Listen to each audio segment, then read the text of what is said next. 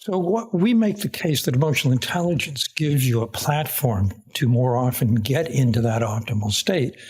And one of the abilities, there are 4 domains of emotional intelligence: self-awareness, self-management, empathy, and social skill. It's really in this self-management domain that we can get ourselves more easily and more readily into the optimal state, particularly with the competence that we call emotional balance or emotional management, where we're able to recover from our upsets. And one of the skills you can practice, and this is important, that will help you get there more often, is letting go of distraction and focusing on one thing. I often share with people a method that's very common. It's an attention training method. It's actually sometimes a meditation, depending on the belief system, but take it out of the belief system. From the point of view of cognitive science, what you're doing is retraining attention when you, for example, focus on your breath, the in-breath and the out-breath, and the next breath, in-breath and out-breath.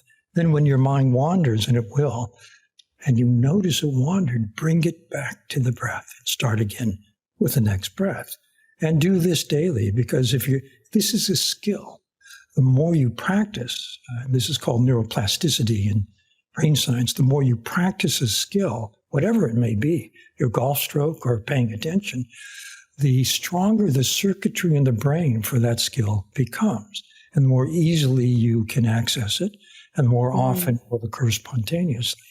And that's what you want to have happen with your attention, because as I mentioned before, paying close attention to what you're doing is a way to manage stress, to be more calm, to be more clear, and to do better. So this is a way you can make sure you're more ready to have that optimal experience every day.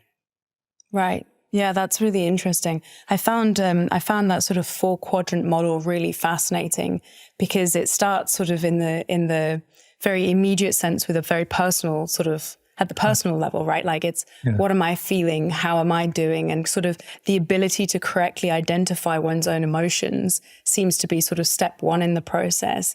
And then this thing that you sort of just described about the ability to manage those emotions then is the really critical second step into accessing this optimal state.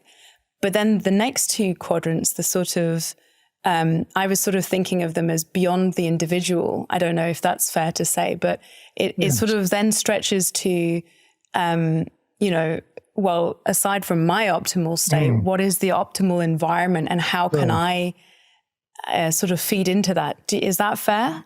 I love that. And the way I put it, for example, when I talk to leaders in organizations, first lead yourself, be self-aware, manage your feelings well, marshal the positive feelings. That's what's going to keep you engaged and motivated. But then empathize, tune into the people around you, and then use all 3 of those together to help create a positive atmosphere.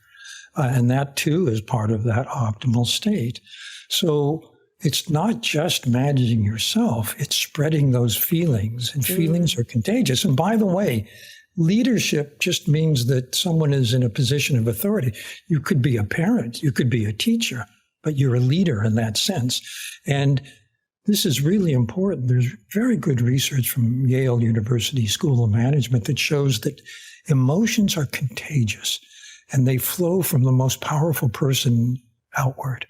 So whether you're a parent or you're, a boss at work, whatever it may be, your emotions count because they spread to other people. And hopefully you're in a positive state and you're going to spread those emotions.